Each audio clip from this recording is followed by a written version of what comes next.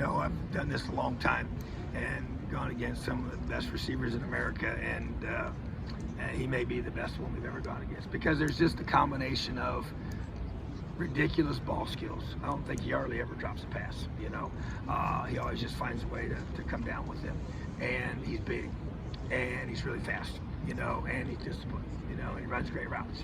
So it's just like on and on and on. So pretty special. Now he obviously learned from a pretty special one, from his father, but just a lot of respect for that guy.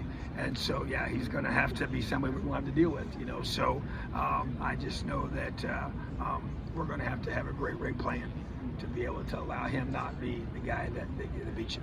Last season, you guys had a 3-0 start and that really strong win against Illinois in the beginning of the year. And I know that might be difficult, I guess, this year, but what was that momentum last year from your perspective? That was just felt so strong with the team. Well, we needed it, coming off the disappointing year before, and for our guys and their mindset and their mentality, and so it was huge, and just finding a way to win those games, and a couple of them, obviously, we had to, get into overtime against, West Kentucky, and went on a field goal, and then the way we beat Illinois, and it was huge. But I think it also, it just shows you when, even though we lost Bedford in that first game, and that was a big blow, that we can just stay healthy. We stay healthy and do a great job of developing depth, that we can be a really good football team, and I believe that again this year. There's no question about it, but we got to keep our quarterbacks healthy. We got to put better up front on both sides of the ball. We've really changed our D-line, and we got 6 new guys via the portal that they look different than most of the guys we've had here in the past at that position. And most when people come watch us, they're like, that's the first thing that sticks out is that group. So, and that's a big part of this game, is how good you are up front. So, but those kind of successes early on are very important. And we play a tough early schedule, as always. But at the same time, we got to be able to sustain it, and be able to finish those games out. And I've said it from the podium, and those 8 games that were decided in the fourth quarter, we got to, we won those games in 19 and 20. We did. And so, because we've always had a lot of close games here. And so we got to find a way to win them, in 23, And so how do you do that? Well, staying healthy is part of that. Be better up front, run the football better. Helps takes pressure off your defense, takes pressure off your throw game when you get in less 3rd and longs. That's a big part of this, and that's a big part of what we want to be able to do, and that's why we've emphasized that, and we got to live that out. We have to.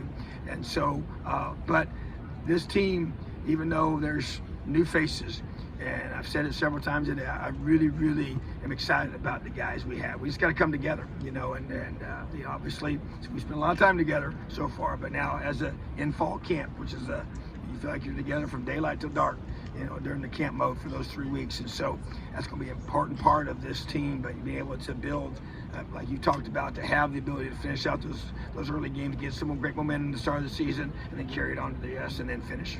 You talked about. Go ahead. Oh, sorry, to follow up on getting prepared and the mindset of winning. You had Matt Mayberry come in and talk to the team. Can you talk about what his message was to the team, and how important that, he calls them hepisms, how important that hepism is to the the mental toughness of this program? Well, I think that it was just great to hear him. We had not met in person till he came. We had talked on the phone several times and exchanged some text messages, and really had a chance to connect with him. And I learned pretty quickly that we had a very aligned thought process of how you do things and how you build things. And he's obviously in the business world and is a motivational speaker in that world and a culture developer and all those different things. And so written a couple books, and I just thought our players needed to hear, even his own personal story was powerful for our guys, and why he came to Indiana, and he came here at a time when it was, not a lot of winning going on, and Coach Hepp convinced him to come, and he was one of the guys in his first class, and a chance to come in here, and obviously losing Coach Hepp, but he never forgot the very things that he taught him, and just about the never quit quote, the whole poem that he just recites from memory, which is not a short poem.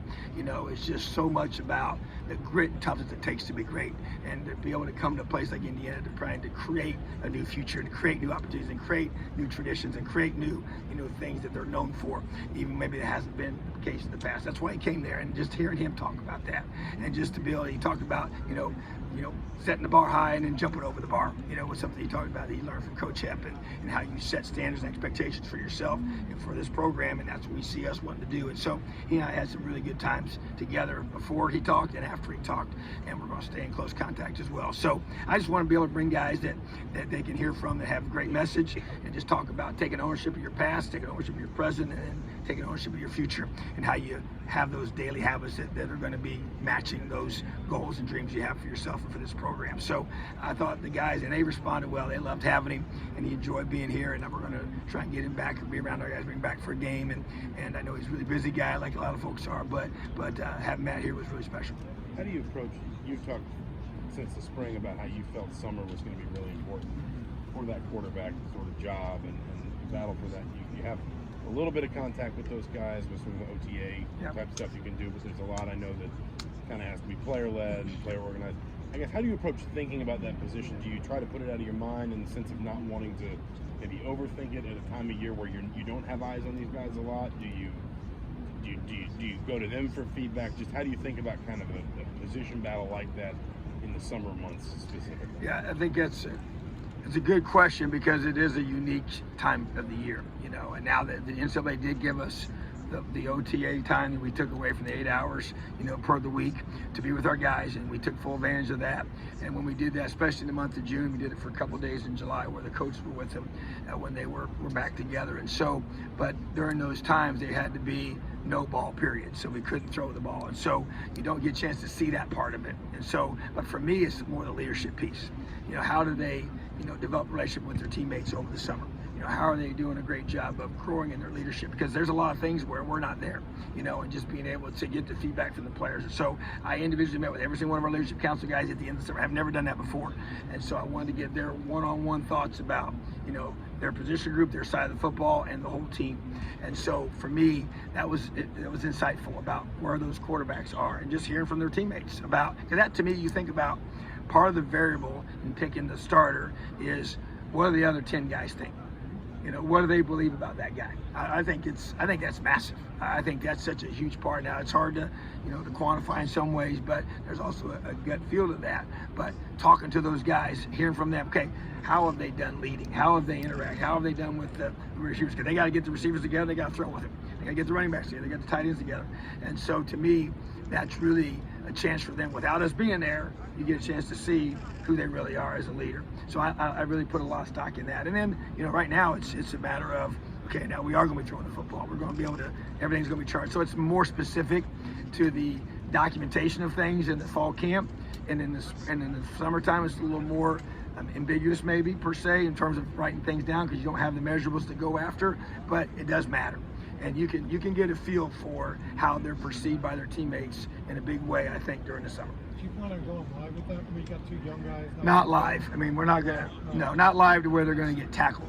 But we are gonna do some things to try and be able to create for them to have to move around more and not make it to be where anybody's close to them. We're going to blow the whistle. We're going to do some things a little more aggressive than that, but they're not going to be tackled now. Last year you didn't publicly name a starter before the season. Is that kind of the way you will approach it this year? Yeah, I don't ever want to give our first opponent anything extra that they would be beneficial. Obviously, the players will know, and all that kind of procedure will be handled that way. But yeah, I mean, to me, I'm not going to give anything out before I need to.